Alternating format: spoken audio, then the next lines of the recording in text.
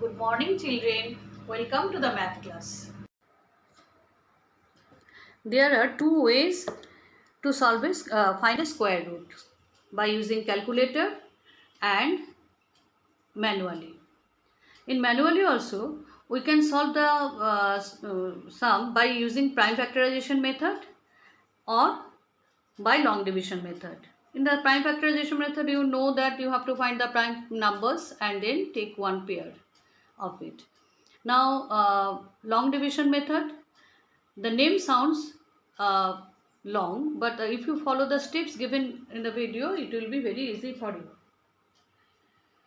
Why can't we use the prime factorization method only?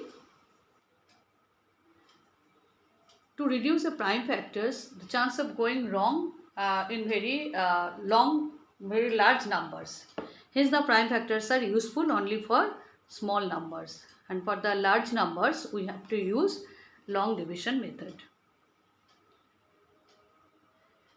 To look at the number 8281, we have to reduce this number to its prime factors. You would first to have a think at the divisibility rules and so on. That would take a long time. So for such large numbers, we have to use long division method. The first thing we need to do the long division method is to draw lines first. One on the top and to the left. Other line you have to draw in the left. When you remember, leave some space above the number. Once you have drawn line, the line you are ready for the first steps. The first step is to make pairs of digits from the units end. The units end is the number 1. So we mark pairs of digits from right hand side. This becomes our first pair from the right. The number is 81. We continue to make pairs till we cover all digits of the number. The next pair is 82. So the first step is over. We just mark pairs from the right, which gives two pairs, 82 and 81. Now we look at the first pair from the left, which is 82. In the second step, we have to find the perfect square which is equal to lower than 82 or equal to 82. Since 82 is not a perfect square, we choose the perfect square lower than 82. The perfect square is just lower than 82 is 81. Even 64 is a perfect square which is lower than 82. But remember, we always choose one which is very closest to the number. Now we see that 9 square is 81. We just found out the most closest number. 9 is basically the square root of the closest perfect square.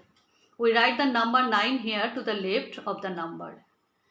This was actually the most important step of the long division process, to find the first number. The next step is one of the easiest step, but step is most of the students get confused. The step says multiply above and add below. But what do we multiply and what do we add? It is the same number, that is 9. Let's focus on multiplying above first. We multiply 9 with 9, write the product here. So 9 you are multiplying is written on the top. Now let's come to add below. We add 9 with 9 and write the same underneath. 9 plus 9 gives us 18. We multiply the same number with itself above and wrote the product here. And we add the same number with itself and wrote the sum here. Remember, when we multiply or add, we are doing the operation with the same digit. In this case, it is 9.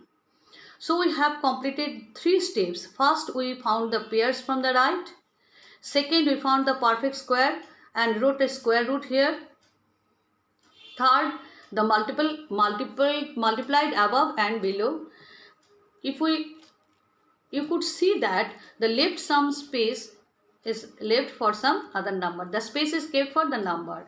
So we draw an empty box here, and inside the box we will writing the number. Our next aim is to find the number. The next 3 steps are super simple. We just subtract the product from the number above, and the product we get was 81. The number above is 82. We subtract 81 from 82 and get 1.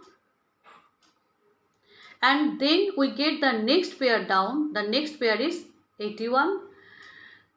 So we get 181. Then draw the same box above. We draw the next, and the below we have under the original box.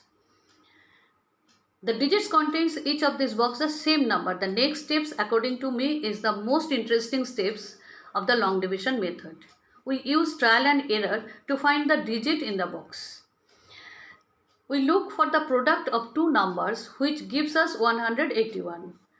This is how the product we can get. What number we think can give us 181 in these boxes? Remember, the digits on these boxes will be the same. Yes, it will be 1. So we have found the digit in the boxes, it's 1.